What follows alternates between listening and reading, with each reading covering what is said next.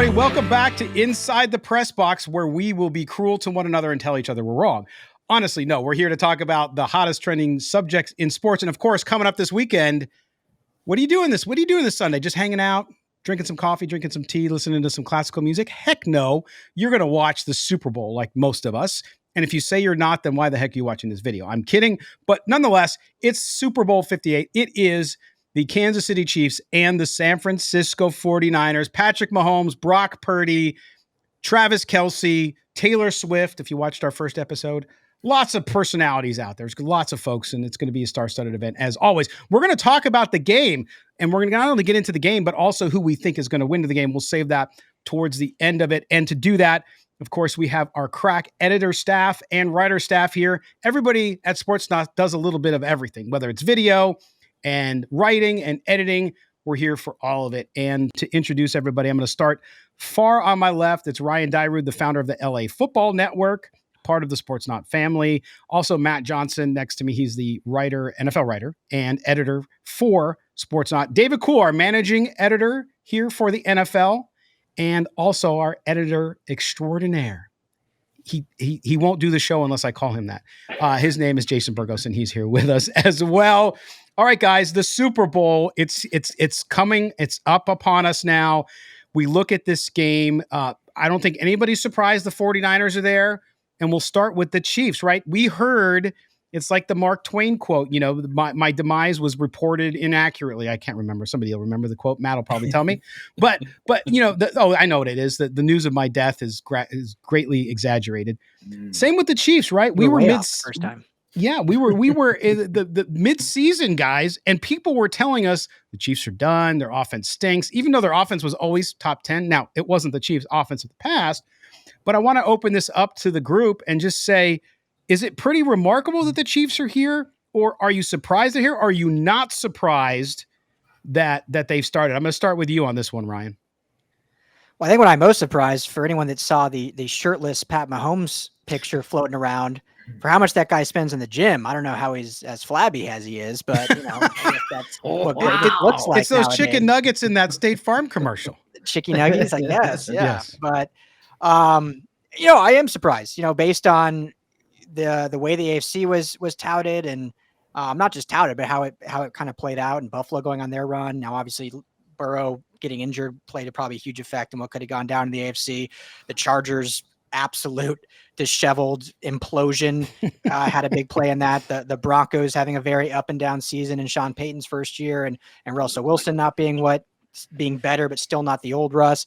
Jacksonville having a big downfall from the year before with Trevor Lawrence. So I think the Chiefs had a bit of a down year in terms of what they were expected, and specifically on offense, but the rest of the AFC ended up being down as well based on what we all thought heading into the year.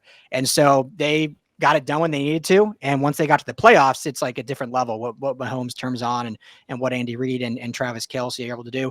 And then obviously not getting talked about enough is just how good that defense is. I mean, we talked about it in our last episode centered around Lamar Jackson, but a lot of that credit goes to this defense too, that what was the stat going into this game? Like, hadn't allowed a touchdown in the second half or something like that, or 7 points in the second half. Three points in the fourth quarter throughout the playoffs. Yeah, insane numbers what they're doing, and just that secondary, with Snead and all those guys, and Steve Spagnuolo, what he's done with that defense, who a lot of people wanted fired 3 years ago, and obviously now he's the reason. Him and Mahomes are the reason they're in this situation. So a lot of surprises.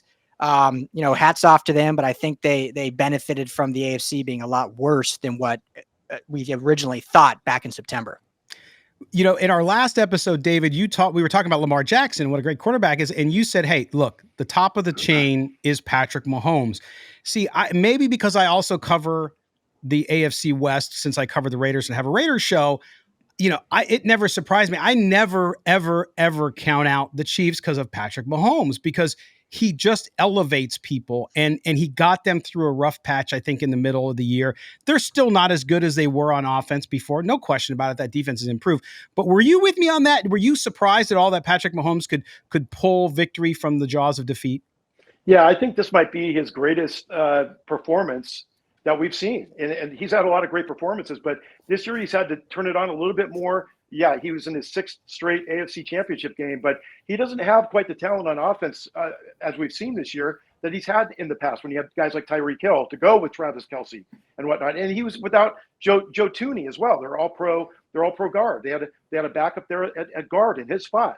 So they're a little less than they have been offensively. Yet Patrick Mahomes has been able to elevate them, like you said, and make them, and they're still winning games. So hats off to Patrick Mahomes. He's proving once again that he is the elite of the elite at the quarterback position in the NFL. Still, even if he didn't have an MVP season. All right, Matt, you're the numbers guy, especially. Tell me, what is it about this team? What is it about this Chiefs team that has allowed them to elevate above and nobody thought that they would do it? Of course, had to play on the road for the first time in Buffalo, no problem. Then he goes to Baltimore and they win again. Give it to me. Tell me why this is happening. Yeah, we do NFL defense rankings on Sportsnaut, which first of all, check it out. And the Kansas City Chiefs defense consistently all year has been excellent, especially against the pass. They're number one in the NFL against number one receivers, which talking about Super Bowl, it's something we'll have to keep in mind. And that defense really carried them through significant stretches last year when the offense was struggling, when Marquez Valdez-Scantling was dropping passes, when Kadarius Toney was offsides, when so many things were going wrong for that offense, and it was just seemed like nothing could be figured out. That defense was winning games. That defense got them to the playoffs, and now here we are. Patrick Mahomes was like, okay, we made it. I'm going to flip into Jordan mode now. We're going to the Super Bowl. And that's the thing, because you look at the Miami game, you look at the Buffalo game, you look at the Baltimore game. Kansas City was the underdogs. And, we do our NFL expert picks on Sportsnaut, and, there were plenty of people picking against the Chiefs, and it's just, I wasn't going to pick against Mahomes. I was not going to do it. I've learned that lesson. But then the AFC Championship game came. You mentioned the numbers. I was like, okay, the Ravens, best regular season team we've seen in years. I am not going to bet against them because stats, the numbers say they're going to win. Mahomes did it again, and so I've learned my lesson. I'm never betting against Mahomes. Yes, and I picked the Chiefs, just so you know, on our expert picks. I just want to say that publicly. Jason, you said you're a Giants fan, so you had to deal with watching Tommy DeVito and going to pizza places and stuff like that. So good quarterbacking for you has got to be a pleasure to watch. The Patrick, has he surprised you at all in what he's been able to do? No, not at all. I mean, honestly, they just make me sick. I hate dynasties. Just call me the dynasty buster. I'm over it. I got tired of Tom. Now I'm tired of Patrick. Now I'm tired of Taylor and her boyfriend. But I'm jealous. I'm very jealous. I miss Eli Manning. This guy's amazing. I wish I had him. I got Tommy DeVito, Daniel Jones. Yeah, he's amazing. I never get surprised by him anymore at this point. But he needs to give a shout out to his defense. He wouldn't be here without his defense. And it just shows you how great this team are. Like the Patriots, they went through a transition from a defensive team to an offensive team. This Chiefs team's going for the offensive defense. But when you have a great quarterback, the best in the game, you're never going to lose. Yeah, good point. And David, Jason just brought up that word, dynasty, right? So now with the Patriots, no question when you look at the number of Super Bowls they won, but the Chiefs, I almost consider them a dynasty light because now 4 of the last 5 years going to the Super Bowl. They've won 2, got a long way to go to catch Brady and Belichick, but are they the closest thing we have right now to a dynasty? I would say so. I mean, it would be, if they were to win on Super Bowl Sunday, it would be their 3rd in 5 seasons, correct? Mm-hmm. Did we consider the Pittsburgh Steelers a dynasty in the 70s? We did. We did, right? Didn't they win 4 over 6 years, I think? 6, yep. Yeah, so they're the closest thing to that, I think. Well, yeah, closest thing we've had to Brady and the Patriots. But if you're to look at them compared to other teams like the Patriots, like the Steelers of the past, yeah, they would fit into that category. They would need to win on Super Bowl Sunday to be considered an official dynasty, but they're right on the cusp of that. Yeah, it's interesting because I think what I heard a lot of, Ryan, was after the Belichick-Brady thing ended, right, clearly, it was that, okay, we'll never see another dynasty in the NFL. It's just crazy the way things have gone. That was the early 2000s when that started. Now things are different. The salary cap has put more, even though there was salary cap then, it's just gotten more restrictive. There's other things going on. Is that fool's gold? I mean, listen, great quarterbacks, great coaches, when they connect, and I think that's the key. And I know we'll have to debate another time on the Bill Belichick or Brady thing, but on this one, Andy Reid and Patrick Mahomes, as long as they're together, and I think you can't credit one without the other. They're a team, right? Along with the rest of the Chiefs, of course. You got Travis Kelce and a lot of other guys who've contributed.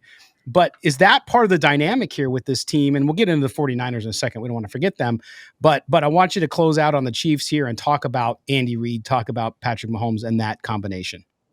Yeah, I mean, it's what you need that kind of pairing to create a true dynasty. But I think what we've seen, and Brady kind of showed this, we've seen this, I'll give some other examples, but the quarterback truly is like the true set piece, the true queen of the chessboard, if you will. The coach may be, a king and considered valuable, but the one who runs the show is the quarterback. Because you think of, the great Mike Shanahan when he didn't have John Elway. I mean, what happened to him after that in his career in Denver, and then goes on to Washington and whatnot. Obviously Belichick without Brady. Brady goes on and wins without him. So I think based on everything we talk about, I won't be too long-winded. Andy Reid will go down as great, but he didn't win until he got Mahomes. I mean, he didn't win a single Super Bowl, had some great seasons, made Alex Smith really competitive in Kansas City. But until Mahomes showed up, that was like the secret sauce, that little Italian seasoning that he needed to make the whole thing stir and work. And so as long as Mahomes is in Kansas City, and that's no disrespect to Andy Reid, but I think they'll be just fine with him, running the show. All right, so that's the Chiefs. I'm not surprised either. The San Francisco 49ers, and Matt, I'll start with you on this one. When we talk about the 49ers, look, I went into the season, and I was the guy on our expert picks to pick them as the most overrated team in the NFL. So I'll own that. It's like a bruise on my arm, but I'll own it. I was not convinced about Brock Purdy. I wasn't anti-Brock Purdy, but I wasn't convinced. When you look at what he's been able to do, you look at what Kyle Shanahan's been able to do with that team. Are you at all surprised where they're at, especially when they went through that kind of injury period where Purdy struggled? He didn't have Trent Williams there. Deebo Samuel was injured. You had a lot of things going on. Talk about what you think of the San Francisco 49ers team heading into the Super Bowl. Yeah, I also want to win in the regular season when they were healthy, because obviously they went through that 3-game losing streak when they were dealing with so many absences, especially offensive line, Deebo Samuel. But once everyone came back and before, they were one of the most dominant teams in the NFL. They just really worked every team on their schedule except Baltimore Ravens. But the one thing I'll say about the 49ers, I'm a bit concerned heading into the Super Bowl.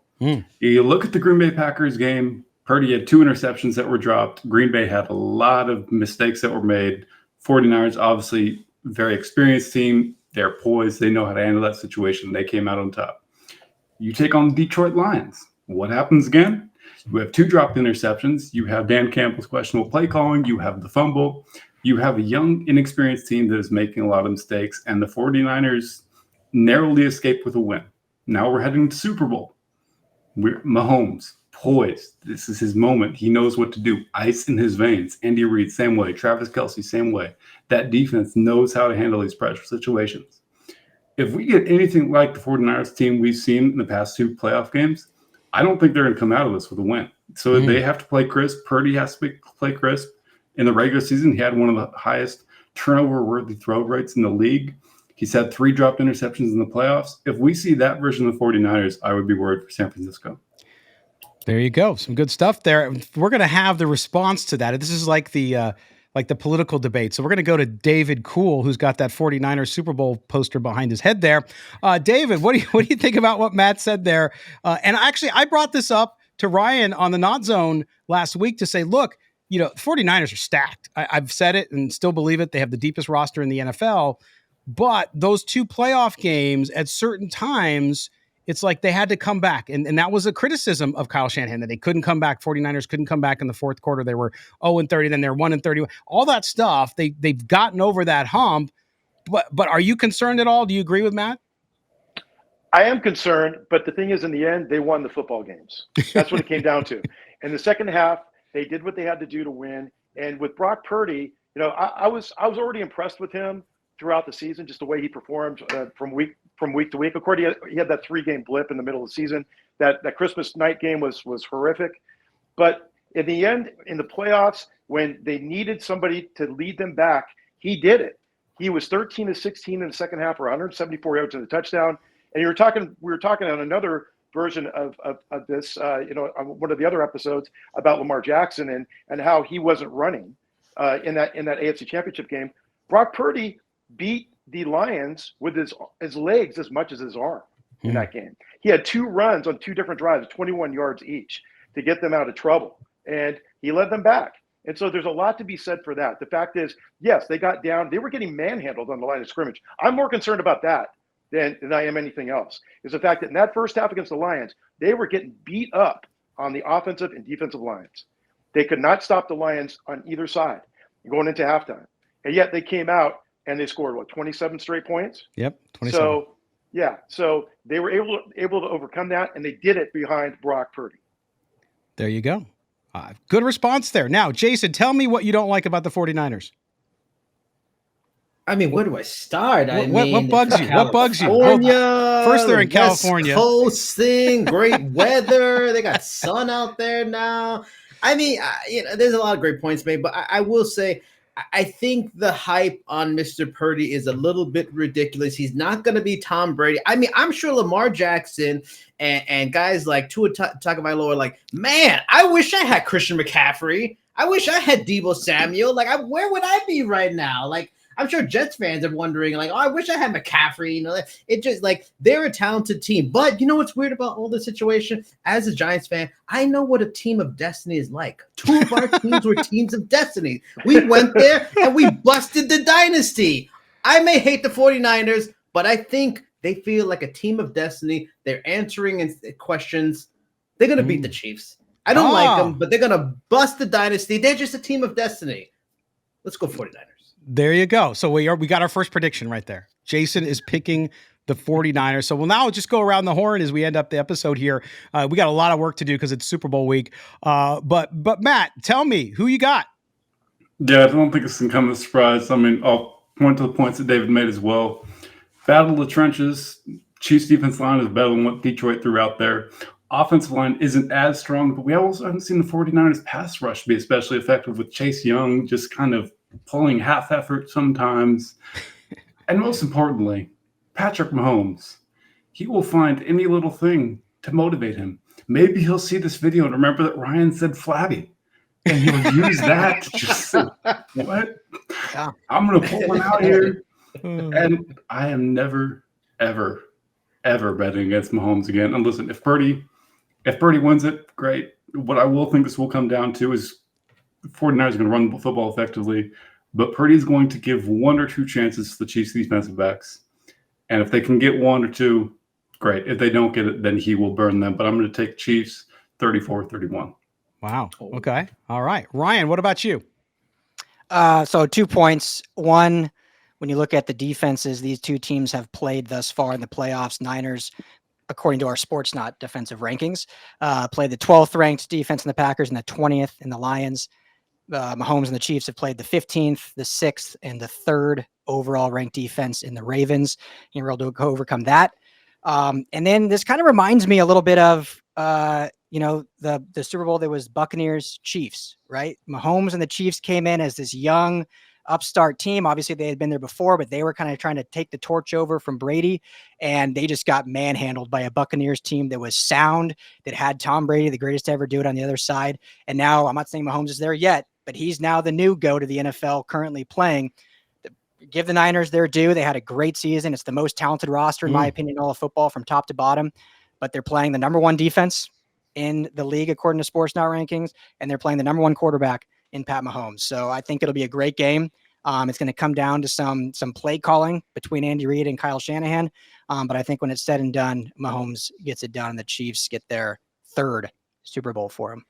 Wow, there you go. So far we have 2 for the 49ers, 1 Chiefs prediction, and now we go to David Cool. 2 Chiefs, 1 49ers. Oh, that's right. You picked. But we'll leave the score here. We'll leave it here. I mean, we know where Cool is going. We know. Wonder where. So I hear all these numbers. Yeah, they did great against this number defense and this number. They're playing the number 1 quarterback. Okay, I've heard all this stuff. All right. So what I want to know is, don't we all love a high quality feel good story? Yeah. Right. Of course. No. And we wouldn't have either teams in this Super Bowl. They got all the great players. Feel good. It would have been Lions Ravens. So, well, Brock Purdy is the Cinderella story.